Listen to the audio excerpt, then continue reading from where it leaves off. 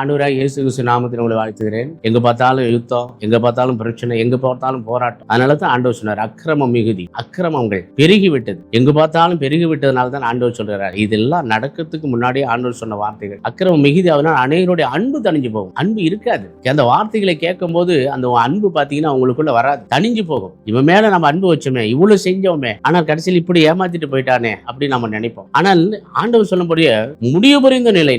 ஆண்டவர் இயேசு கிறிஸ்துக்குள்ள நீ வந்துட்டீங்கன்னா நிலைத்து நிறு. அவர் கடைசி சொட்டு ரத்தம் வரைக்கும் நமக்காக கொடுத்தார். அவர் நமக்காக பாடுகள் பட்ட, அதான் முடிவு பரியந்தம், அதான் நிலை நின்றார் அவர். அதனால தான் அது நிலை நிற்க வேண்டும் என்பதற்காக நமக்கும் அவர் போதிக்கிறார். முடிவு பரிந்த நிலை நிற்பவனே ரட்சிக்கப்படுவான். அந்த ரட்சிப்பை நம்ம காத்துக்கொள்ளணும். ஆண்டவர் இயேசு கிறிஸ்துவிடத்தில் வருவது தப்பல்ல, ஆனால் அது முடிவு பரிந்து அவரை பிடித்துக் கொண்டு நிற்க வேண்டும். உலகத்தில் உபத்திரம் உண்டு, திடன் கொள்ளுங்கள். உலகத்தை நான் ஜெயித்தேன் என்று ஆண்டவர் சொல்லியிருக்கிறார். அந்த ஜெயித்தவரை நாம் நோக்கி பார்த்து ஓட வேண்டும். கிறிஸ்துவனை அல்ல, கிறிஸ்துவை நோக்கி நாம் ஓட வேண்டும். கிறிஸ்துவை நோக்கி நாம் ஓடும்போது விழுந்து விடாதபடிக்கு அவர் நம்மளை பிடித்துக் கொள்வார். முடிவு பரிந்து நாம் நிலைத்திருக்க அவர் ஒருவரே போதுமானவராக. ஆண்டவர் நிச்சயமா உங்களை ஆசீர்வதிப்பார். முடிவு பரிந்து நிலைத்திருக்க அவரை பிடித்துக் கொள்ளுங்கள், அவர் உங்களை ஆசீர்வதிப்பார். ஆண்டவராகிய இயேசு நாமத்தில் உங்களை வாழ்த்துகிறேன். ஆமென்.